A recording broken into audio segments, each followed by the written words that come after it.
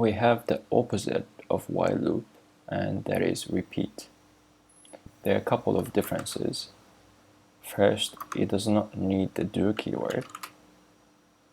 Second, which is confusing, is that repeat terminates the loop when the condition becomes true, which is the opposite of the while loop. So while terminates when it becomes false. Repeat terminates when it becomes true, which is the opposite of each other. And repeat evaluates the condition at the end of the loop and not at the beginning. So it always executes at least once. So when we run this code, while loop does not print anything, but repeat prints 1 because it only evaluates the condition at the end of the loop.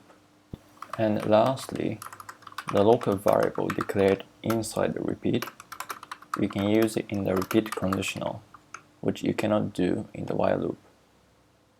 So for example, if you have a local variable squared, you can use the squared in the repeat conditional. It runs until the number is 11, because then the squared value would be bigger than 100.